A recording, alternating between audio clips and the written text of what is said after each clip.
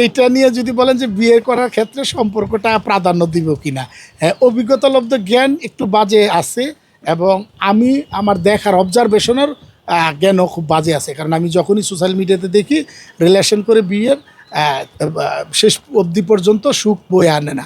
তার মানে আমি এটার বিপক্ষে তা কিন্তু নয়, আমি তো পক্ষে থাকতে হবে। কারণ ডিজিটাল বাংলাদেশ, আপনি কাউকে চিনেন না, জানেন না, সেই জায়গাটাকে পরিবার ধরাই দেবে আর আপনি আনবেন, সেটাও আমি বিশ্বাস করি না।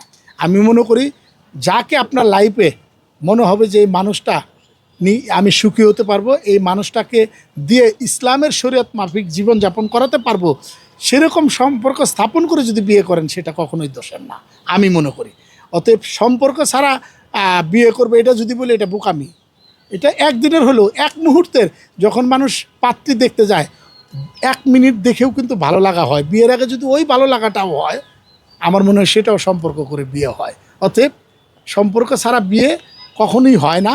1 মিনিট আগে যখন বলে যে মেয়ে কি পছন্দ হয়েছে, বলে হ্যাঁ পছন্দ হয়েছে, আলহামদুলিল্লাহ, ওই আলহামদুলিল্লাহ পড়ার পরে যে টাইমটুকু যায় ওইটাই সম্পর্ক। আমি সম্পর্কতে এতটা ভাবে বিস্তারভাবে বলছি। অতএব সম্পর্ক করা আর না করার বিপক্ষে পক্ষে কিছুই না। যেটা পরিবারের জন্য ভালো বা আপনার জীবনকে সুন্দর করবে সেটা করুন।